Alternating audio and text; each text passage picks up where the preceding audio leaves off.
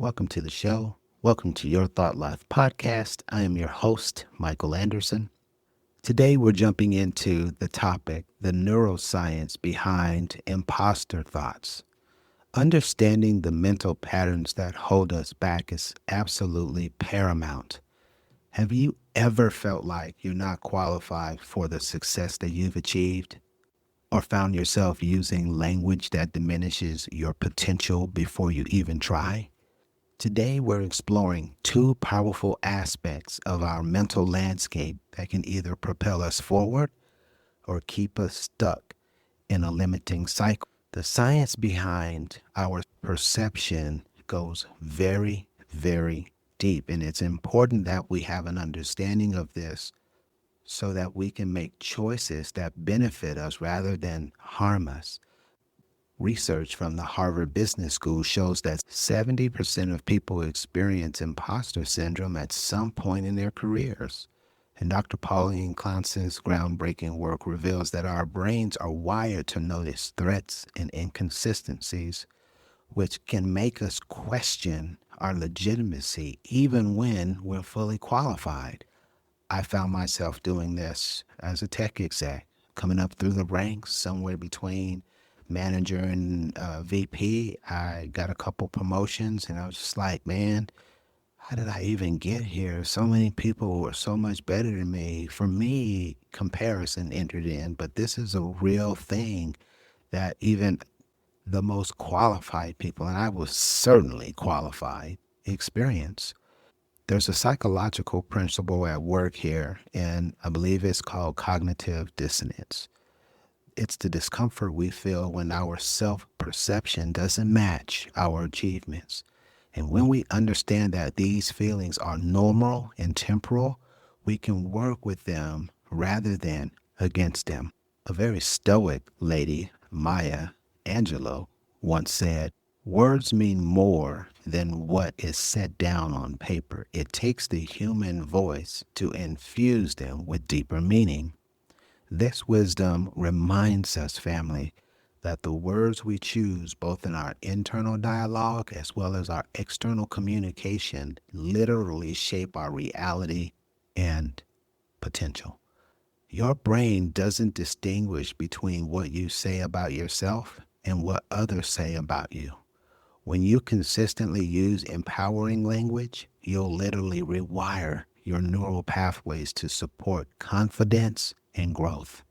From a day-to-day interaction with yourself and with others, especially if you are interacting with children, it is very important for you to be intentional with the word selection that you are using to describe yourself, your condition, and the disposition of your children. More often than not, when I'm working with people, I've got to go back and dig up stuff in their childhood to help them get whole. And it's because parents, for whatever reason, were not conscious of what they were saying and didn't have the appropriate level of understanding about the impact certain words would have long term on their children. But check this out. I've got 3 practical steps that I'm going to share with you today that we can use to help you transform these mental patterns. Number 1 is evidence collection. What's that mean? We go through so many things in a given day, and we don't keep good records of the wins. We don't keep good records of the things that we are doing well. And this is why it's so important for us to journal. This is a fantastic mechanism for us to be able to document our daily accomplishments, any positive feedback, and the moments of competence. This serves as a ready reference in the time of need when you're not feeling so well about yourself, when you need a pick-me-up, when you need to see something that you have done recently to move you out of a less than ideal state to an ideal state. This document will really help you to understand your value and your value proposition. When imposter thoughts arise, you can review this as concrete evidence of your capability and thereby will allow you to continue growing. It's a powerful tool, family. Number two is what we call the language audit technique. Here's how it goes down. Once a week, notice every time you use diminishing language like I'm just, I'm not really, or I got lucky. And I want you to simply replace these phrases with empowering alternatives. Anything you put after I am, assuming that the piece after it is positive, is incredibly powerful. So I want you to use I ams. I have expertise in, and I earned this through my own efforts. What are we doing? We're taking out ambiguity and we're taking out the component that would jive or that would align with the imposter syndrome, and we're replacing it with concrete principles that are used every single day that literally govern from a physics perspective how things come into existence. Number three, the competence expansion practice. This one is incredibly cool. Instead of waiting to feel confident, act from competence.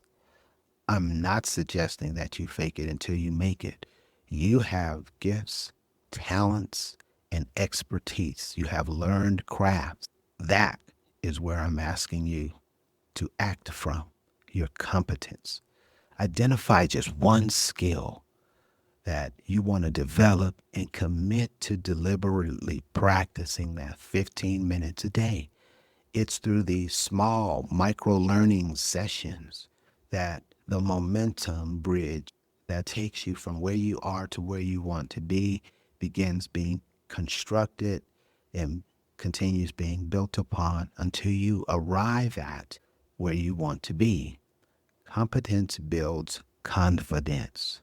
It's not the other way around. So get real intentional about what you want to be, what you want to become, chart the course, and then that skill, talent, characteristic until it becomes a part of you. And thereby you have moved from where you were to where you want to be.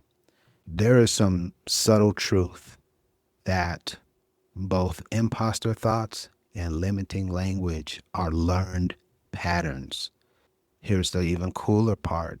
You can unlearn them. Leverage these techniques ASAP to begin the process of correcting at a neurological and a subconscious level these situations. When you combine, anytime you combine science and its understanding with practical application, which is why these podcasts are constructed the way they are, you create a foundation for authentic confidence that grows stronger with each challenge you face. Moreover, you get real comfortable facing new challenges because you have become acutely aware that you can do it. You are enough. And you are uniquely equipped to realize your goals. I've been brainwashing you with this for almost 3 years now. So remember this. The goal isn't to eliminate self-doubt. It's to develop a healthier relationship with uncertainty and to use it as fuel for growth rather than evidence of inadequacy.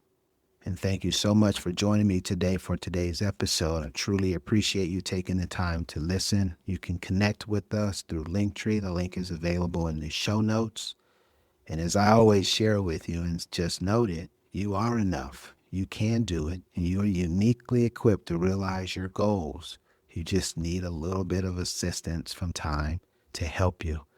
Until next time, take care and keep pushing forward because you're not an imposter.